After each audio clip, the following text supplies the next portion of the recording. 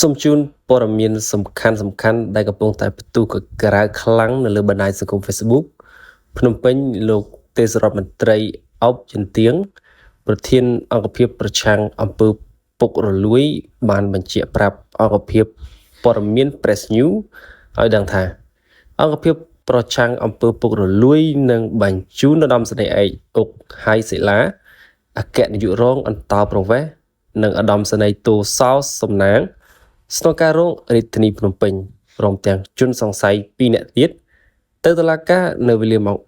4:30 នាទីរសៀលនៅថ្ងៃទី22ខែមេសាឆ្នាំ2026នេះពាក់ព័ន្ធនឹងករណីសង្ស័យស៊ីសំណូកពីពួក online scam និងសម្អាតប្រាក់បើតាមលោកទេសរដ្ឋមន្ត្រីមនុស្ស2នាក់ទៀតដែលជាប់ពាក់ព័ន្ធនឹងករណីនេះរួមមានអ្នកស្រីអកូពិសីជាប្រពន្ធលោកសសំណាងនិងម្នាក់ទៀតឈ្មោះយ៉ាតកុសលដែលពួកគេជាប់សង្ស័យរឿងស៊ីសំណូកពីក្រុម online scam និងសម្អាតប្រាក់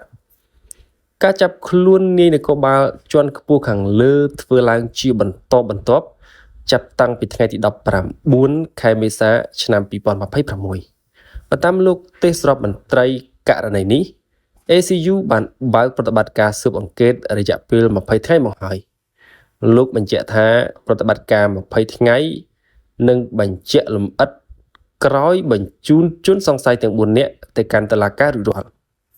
ការចាប់ខ្លួននាយនគរបាលជាន់ខ្ពស់ខាងលើធ្វើឡើងជាបន្តបន្ទាប់ចាប់តាំងពីថ្ងៃទី19ខែមេសាឆ្នាំ2026បើតាមលោកទេសរដ្ឋមន្ត្រីករណីនេះACU បានបើកប្រតិបត្តិការស៊ើបអង្កេតរយៈពេល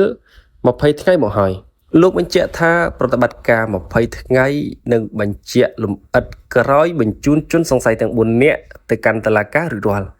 មួយរយៈពេលចុងក្រោយនេះ ACU បានចាប់ខ្លួនបុគ្គលសំខាន់ជាច្រើនស្របពេលដែលរដ្ឋាភិបាលបានដាក់ចេញនៅយុទ្ធនាការបង្ក្រាបបោសសម្អាតឧក្រិដ្ឋកម្មតាមប្រព័ន្ធអ៊ីនធឺណិតនិងភាពអសកម្មនានាកាលពីខែមិនិនាអនុប្រធាននិងមន្ត្រីសាខាគយនិងរដ្ឋកោខេត្តកោះកុងព្រមទាំងមនុស្ស2នាក់ទៀតត្រូវបានឃាត់ខ្លួនដោយរកឃើញលុយពុករលួយជាង$1 លានចំពោះករណីខាងលើលោកផែងវណ្ណៈបានបង្ហោះនៅលើគណនី Facebook ថា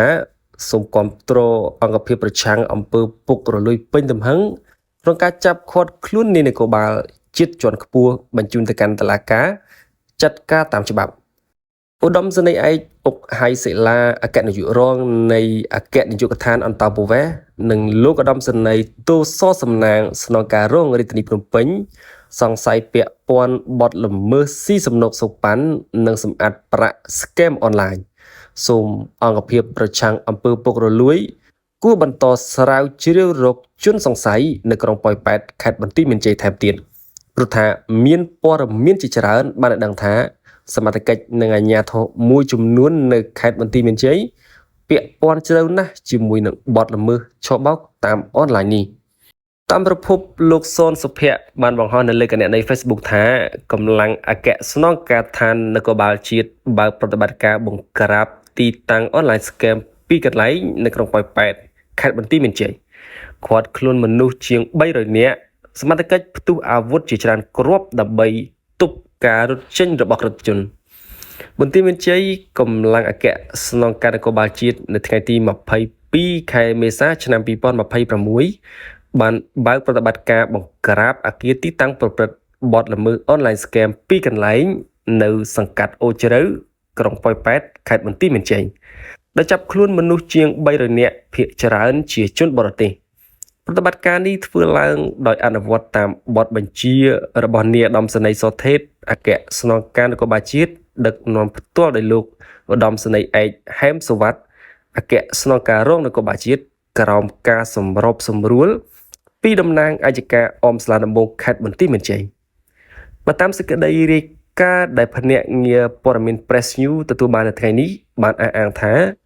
កម្លាំងសមត្ថកិច្ចបានបង្ខំចិត្តផ្ទុះអាវុធជាច្រើនគ្រាប់ដើម្បីទប់ស្កាត់ការសម្រុករត់ចេញពីទីតាំងរបស់ក្រុមឧក្រិដ្ឋជនក្នុងនោះកម្លាំងជំនាញបានឃាត់ខ្លួនមនុស្សជាង300នាក់ និងដកហូតបានវត្ថុតាងបំរើឲ្យការប្រព្រឹត្តបទល្មើសជាច្រើនទៀតផងដែរ Sahara